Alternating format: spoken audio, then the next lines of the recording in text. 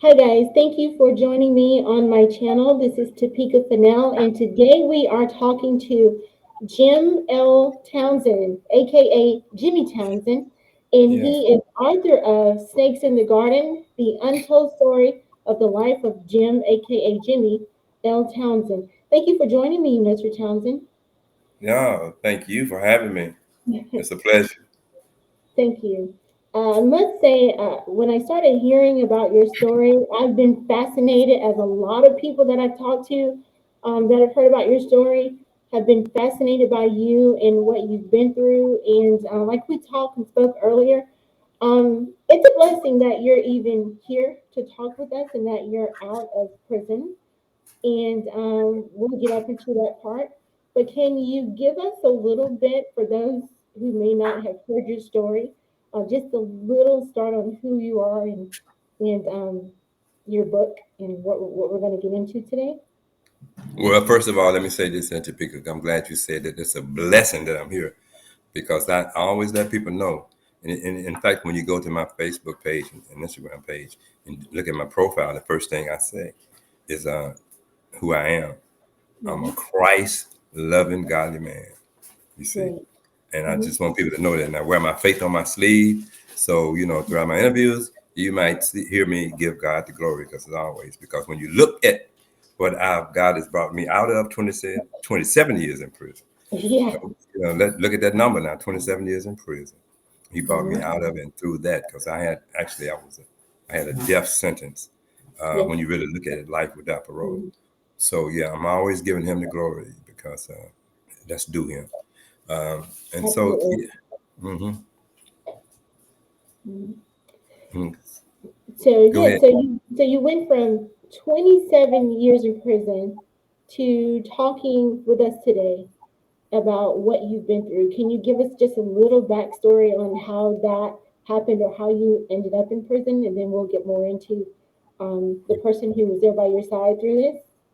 Yeah. Well, actually, I ended up in prison for doing wrong. Let's to get that straight. And you know what? Even when I talk to people, I tell people now, I'm being perfectly honest and transparent. I Yes. deserved prison time. I did Mhm. because I was selling more drugs than the law allowed. So, but never in my wildest dream that I think or should I have gotten a life sentence without parole for a nonviolent crime. You see, Yes. yeah, and my whole concept and mindset was if you do the crime, then you should be able to do the time. And I was Mm-hmm. willing to do the time, but a life sentence without the possibility of parole, yeah, that was all the way out of bounds. So that's what was given me, and I accepted that. And as Mm-hmm. you can see, uh, God allowed me to do 27 years. And if you had told me, I tell people, if you had told me before I was sentenced to 27 years, could I have gone through prison and did those 27 years with the peace that I did? Because really, I had some up and down moments, but I would have told them if they said I could have did 27 years with the peace that I did go through prison. I would have told them a lie. They were a lie. Ain't no way in the world I can do 27 years the way I did do it before I did it. And that's all to the grace of God. Okay. Mm-hmm. Exactly. Mhm. Now, I think a lot of people look and want to know whether or not did Steve and Marjorie Harvey help you get out of prison? You see, I'm glad you asked that question because that's a good question because it's been all over the internet to social media rather that yeah Mm-hmm. they did help me. But now I want to make the record. I want to clear the record. No, they did not. Although they was in a perfect position to help me get out of prison during Mm-hmm. the Obama era, President Obama era, because they Mm-hmm. was real tight with Obama. I mean, Obama when he was running for president, he was on Steve's show, and they became real close. To the point to they actually had dinner at the White House with the president. So you can't get no Mm-hmm. closer than that, right? True. So yeah, so they was in a perfect position to help me. And Mm-hmm. my only thing was, and let me say this, I'm not trying to throw them under the bus or nothing. I'm just telling you the truth. They was in Mm-hmm. perfect position to help me, and that kind of really really disappointed me because, and especially with Steve Harvey, because if you had the chance to help the you know the me being the father of my kids, and I had a relationship with my kids. They was coming and visiting me, and if you Hmm. really love my kids like you say you did, well, of course you were going to do anything you could possibly do to help their father get out of prison. I would think Hmm. so. I mean, if it was me, I don't know about you, but I'm telling you. But they had that opportunity, and they let Hmm. me down tremendously. In fact, I told my daughter to go to them and Hmm. ask your stepfather to help me. He's in a perfect position to help me get out of prison. Really? And Hmm. this is what she told me. She said, "Dad, if I gave him the paperwork to help you, he would throw the paperwork under the carpet like that." And so, I Hmm. accepted that. And but anyway, you know what God got for you, can't nobody stop it. You Never know, said it. Do you that's think there was ever? Do you think it was ever? They thought that you would never get out. Do you think that created a type of that there was no obligation to try to help you even before that? That hey, he's in there, he has life without parole. This is let's just forget about him and move on with our life. what is your question? Is your question? Did I think I would ever get out of prison? Is that your question? If No. they think that, did they possibly think with your sentence in being, life without parole, that maybe there wasn't an obligation to think that, hey, you know what, we're not going to help him, we're not going to be bothered, we're just going to let's just go live our life and let him do his time. And like you said, it was a life sentence. Do you When think you say Marjorie they, yeah. wanted to forget you? Do you think that was what it was? No, if I'm hearing you right, are you saying that they thought, well, why deal with it? He's got a life sentence and he's never gonna get out. So Mm-hmm. why even go through that? Mm-hmm. No, I don't think that was their mindset. I Mm-hmm. think because you never know. I mean, if the opportunity is there to help a person, then help Mm-hmm. them, even if it failed. You know what I'm True. saying? Nothing True. failed but a try. You know what I'm saying? So no, I Mm-hmm. don't think that was their mindset. I think that really, to be perfectly honest, I think that they were just being just. I think what I think it was. I think money. I'm telling you, like the Bible said, the love of money is the root of all evil. So I think they had allowed money in their the prestigious, position to lead Mm-hmm. them to think that or to look down on the small man. You see, and Mm-hmm. like Marjorie, actually, no, she knew that I did not deserve a life sentence without the possibility of parole. So if I was in her shoes, and I'm not saying this, I'm saying this from the bottom of my heart, I would have done everything possible to Mm-hmm. help her, or even Steve Harvey, get out of prison. Even though I don't like Steve Harvey now, but I would have did everything within my power to help the mother of my children get out of Mm-hmm. prison. So, Yeah. so to touch on that, why don't you like him? Did he Well, do what? something? Let me say this very briefly. I really did. I really did like Steve because I remember this article in Essence. He Mm-hmm. he made a statement. He was being interviewed. He made a statement when it came to the war on drugs. That's what I Mm-hmm. got caught up in with all this war on drugs. Mm-hmm. He made a statement in essence during this interview. He said that, and they was talking about using the word niggerland, niggerland, and that's what they was talking about. So he said, "I tell you what niggering is." This is what Steve said. He said, "It's niggering is what the government is doing to black and brown people by giving them these draconian sentences. First time Mm-hmm. offenders. They was Mm-hmm. getting first time offenders for a little gram of cocaine, 5 years, up to 10 years, and he got it. He said that was wrong, and he was giving people all this time for nonviolent crime. So I said, he really get it. He know what's going on because a lot of people don't understand that. Like for instance, my sentence that I got. No man allowed a life sentence without the possibility of parole for a nonviolent crime. Mm-hmm. Yeah. So Steve said that. So that's when I was really liking him. I said, well, he get it. See? And then, Mm-hmm. but now he goes on to flip the script, right? Now he's Mm-hmm. saying that he told my son Jason, he told my son Jason, which was 13 at the time. That's why I Mm-hmm. really don't like him. Because he told my son Jason was kind of rebellious. Now Jason is the son of me and Marjorie. Okay. So he Mm-hmm. told Jason at age 13 during this interview, he told him Jason and him just had a little dispute or something. Mm-hmm. So Jason told him, "You're not my father. Jimmy Townsend, my father." You see, Mm-hmm. rebelliously. Mm-hmm. He probably made this statement, and it's what I didn't like.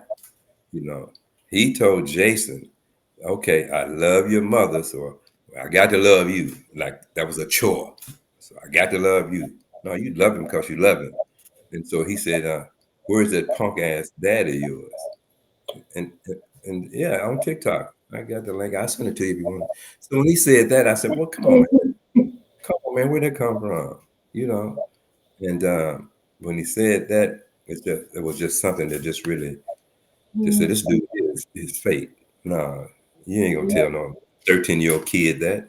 You're gonna try to encourage him and say, you would never say that. So yeah, that's one of the reasons I really totally dislike them. Plus many more that I've seen since Mm-hmm. post prison.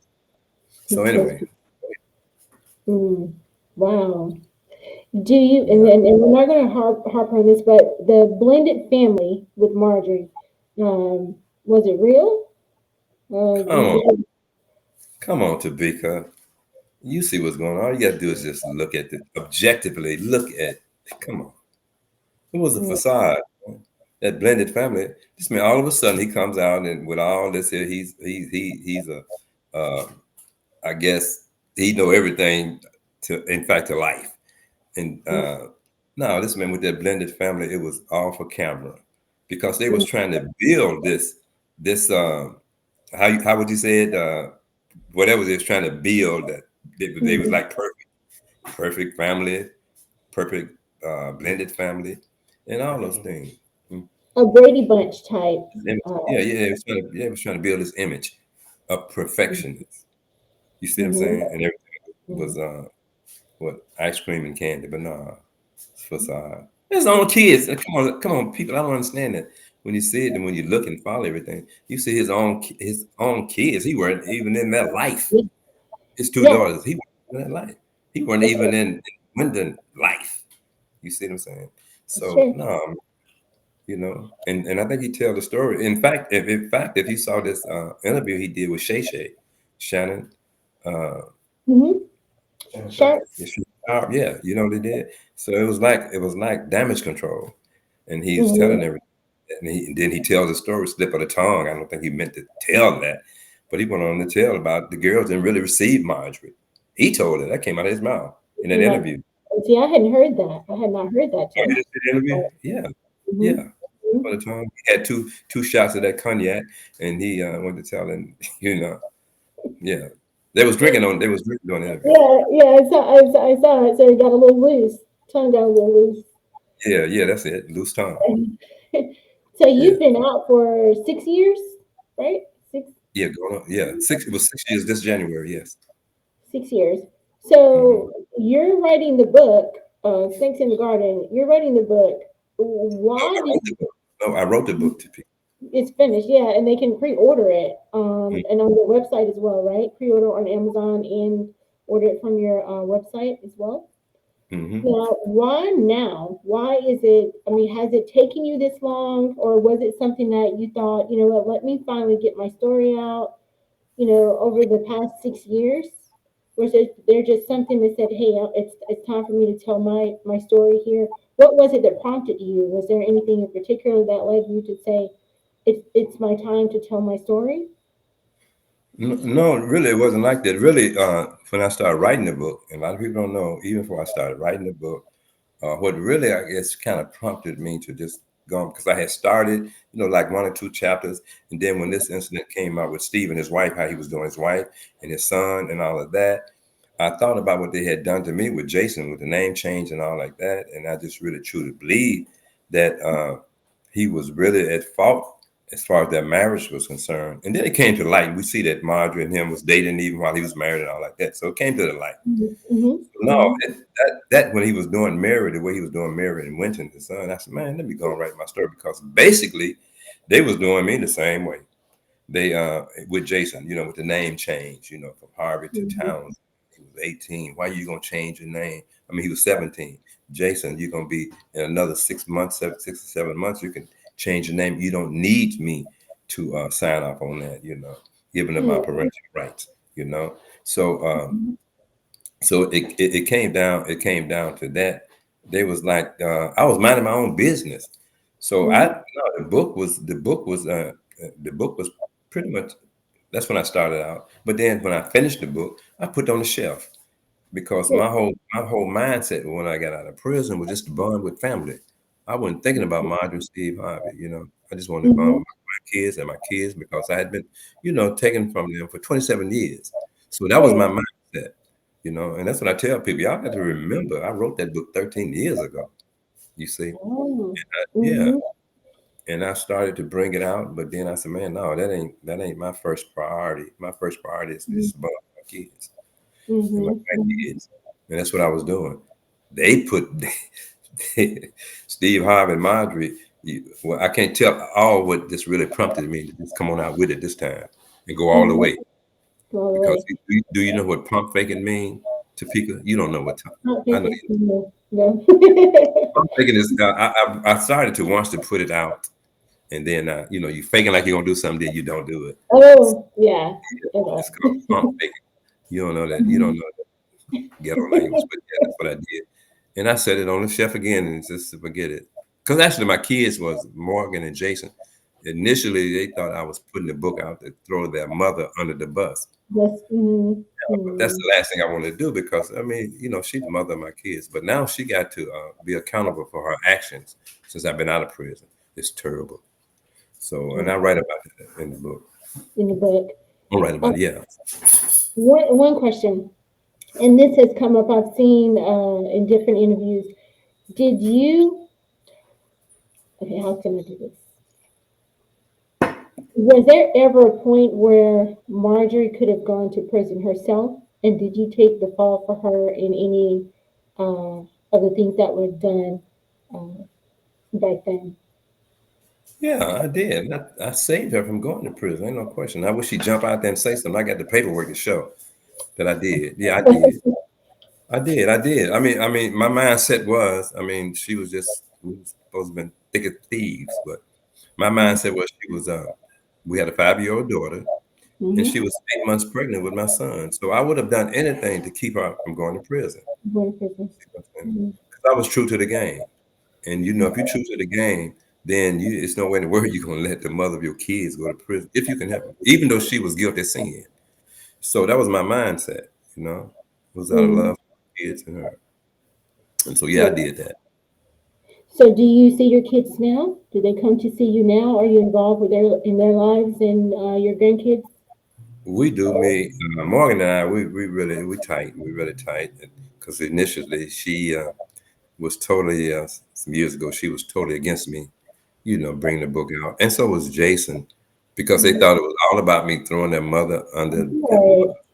Right, right. And so I'm telling the people I now I want them to see me as a writer, you know, Mm-hmm. and something I had never done. God gave me that ability to do that, and I want to, you know, just look at my story. I want them to look at my story objectively and see what I went through. As not only as all, I take you all the way back at the beginning of my life, pretty Yeah, much. yeah. It's just like an autobiography.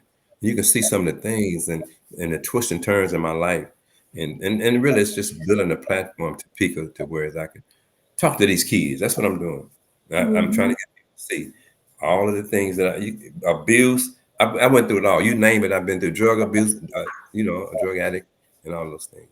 So basically, I'm trying to prayerfully, I'm hoping God build me this platform so I can really talk to the youth of the day. You know, Mm-hmm. Yeah, that to become more of a mentor and using your life story for them not to go down the same road.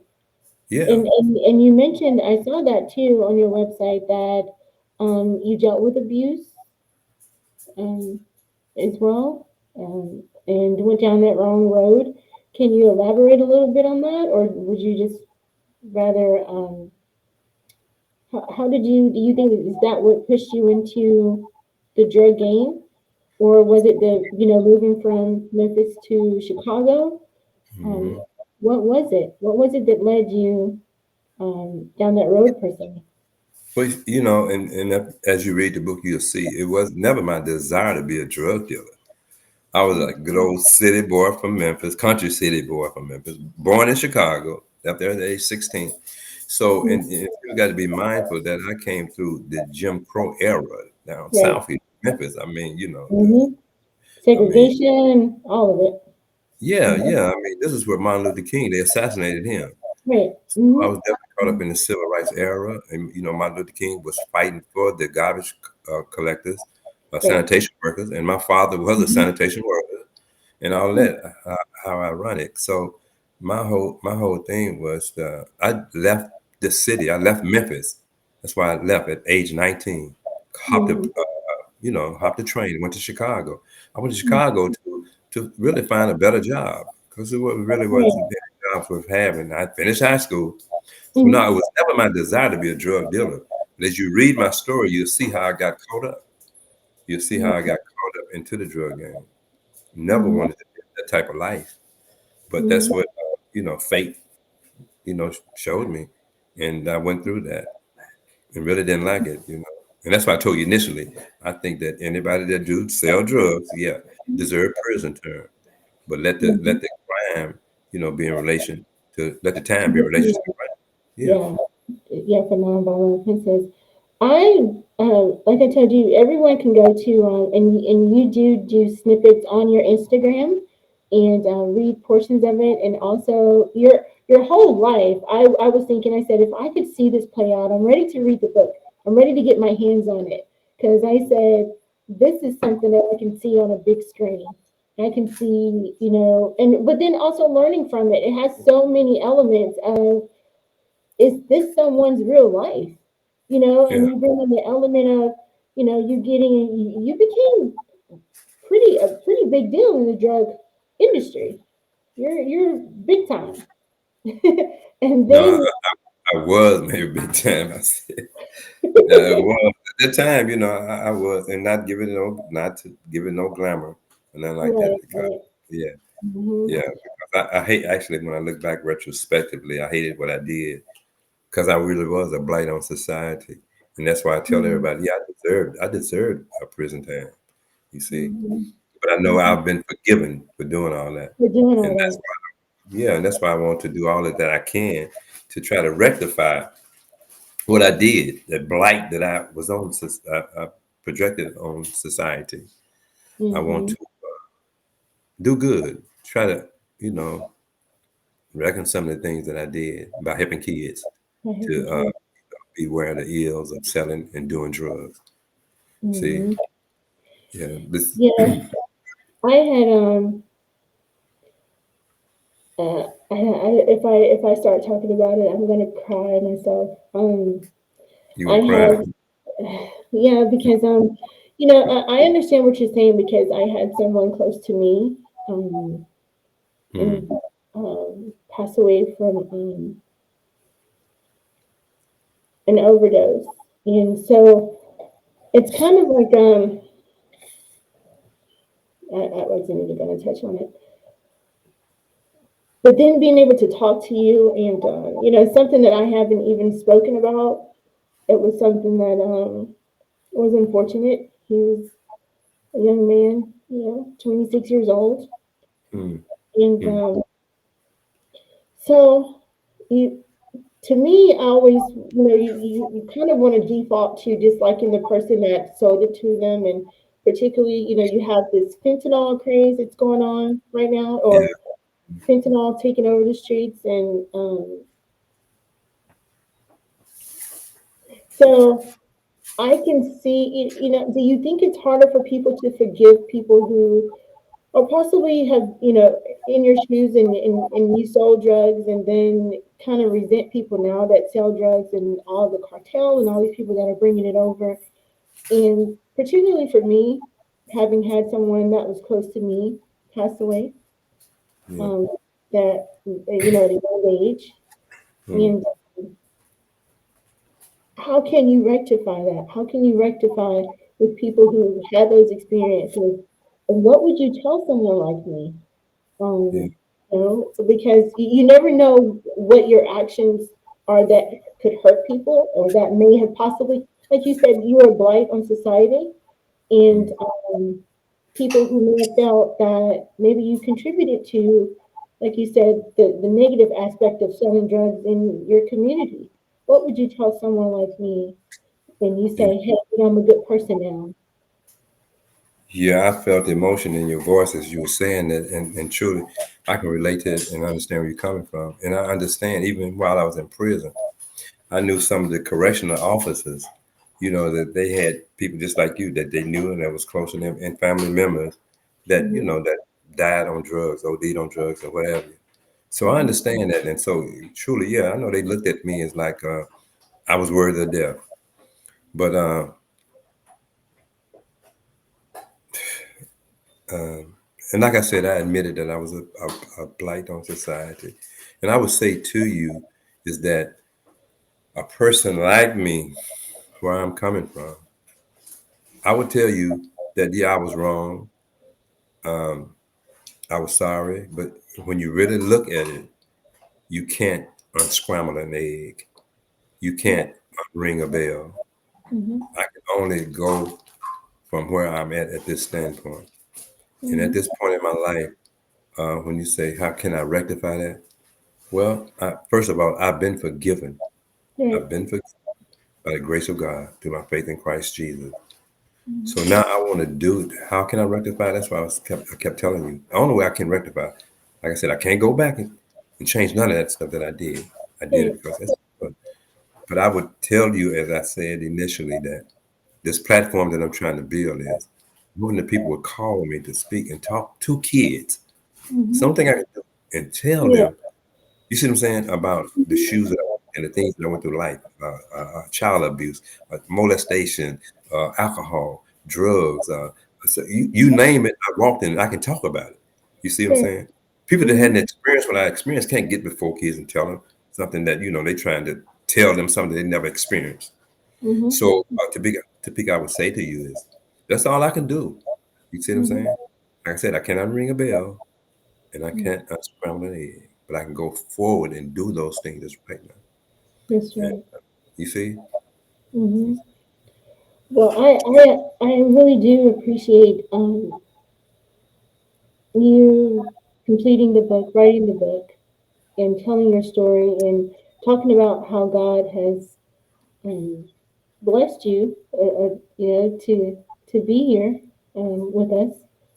And I know yeah, it's just done something to me now to be able to look at you and you have a second chance at life, and hopefully have other youth have a second chance at life, by talking with them and telling them your story, and it not being something glamorous, but the regrets that you have, and now kind of, rectify those um, at this point in your life. yeah. Let me say this. I didn't, when you said it, and like I said, I felt the emotion and passion in your heart when you was talking about that particular person, whoever it was, that OD. And so, I had a brother. My brother, he OD'd on drugs. Mm. My niece, very young, 24 years old, 23 years old, she OD'd on drugs. You see what I'm saying? So Yeah. I felt your pain, and I feel all people's pain that has had loved ones, you know, OD'd Mm-hmm. on drugs, have not OD'd, that went through some things that really hurt the family, hurt themselves and their family. Mm-hmm. I was a crackhead. I was on drugs, so I know how it is, and I know how hard it is to get off drugs, and I know how, like I said, that was close friend. My brother, he OD'd on drugs. My niece, 23 years old, OD'd on drugs. So yeah, that hurts. So I know how you feel. You see what I'm saying? Mm-hmm. My brother was, I introduced him to cocaine. You see what I'm saying? So, Mm-hmm. when you was crying, I was crying inside. But just saying that, I felt your pain. So, yeah. So, So even you, more so, yeah, you introduced your brother. yeah, I did. I introduced him to cocaine. I did. You know, and I tell a story about, it's really a poignant story. And to this day, man, I hurt, but I tried, so that's how I felt your pain. I know exactly what you're saying. And I know exactly what everybody's saying that have had a loved one go Mm-hmm. through the hurt from, someone they love, OD on drugs. The drugs pretty much destroyed their life. before they did that. So yeah, I know that. I've experienced that. That's what telling you, and I'm telling everybody that listen to me. You Mm-hmm. can't name anything pretty much that I hadn't gone through in life. I'm telling you, you name it. I'm talking about. I've been, I've seen it all. I've Mm-hmm. been had 5 years old. I remember my father chased me with an axe. He was just that crazy at 5 years old. What I Mm-hmm. went through, through life, had to put band-aids on my hurt and pain because I didn't know how to deal with it. You Okay. see, so a lot of things in my life. But as I told you earlier, it still was never my desire to be a drug dealer. As you read my story, you'll see how I got cast into that role of being a drug dealer. In fact, one of the topics in my book, it says a blow dealer emerges. And I go on to tell the story how I got caught up selling drugs in Chicago. Yeah, Wow. Wow. Well, I'm grateful that you're using your platform to to help other people and to use this second chance to talk to youth and to get them to understand what you've been through. So I appreciate you talking to me. I really absolutely. do. I really do. And so everyone can go and get your book Yeah, from jimltownsend.com, correct? yeah, yeah, for hardcover, yeah. For And hardcover. And then Amazon, there's a copy on Amazon, right? yeah, Amazon for the ebook, on Kindle. Yeah, so Mm-hmm. they go to www.jimltownsend.com, and that's for the hardcover, yes. And the projected date is going to be released in July, the 1st of July. July 1st. Yes. Yeah, Now look, after I read the book, I'm gonna need to talk to you again after I read the whole book because they can see snippets on Instagram when you're talking and going through it as well, right? On at your IG handle. you actually, who was the question? Can I, will I? Yeah, yeah. I'm gonna need you to come back. That's what I'm telling you Oh, yeah, now. well, most definitely. I'm most definitely, because you know what? I love the way you interviewed, and you gave me a chance to just really allow people to see exactly what I'm trying to do. It ain't about the money and everything. God has blessed me tremendously. You see what I'm Mm-hmm. saying? So, Yeah, yeah, I have nothing. I don't complain, because I understand to complain is a complaint against God. And He done brought me a exactly, mighty way. And He has. So, now my thing is, I just want to be on this battlefield to do what I can, just do my part, what I was called to do. And that's it. exactly. Yeah. And that's all we can do. Yeah. That's right. That's right. I really appreciate you, Mr. Townsend, and I do Mm. look forward to reading your book.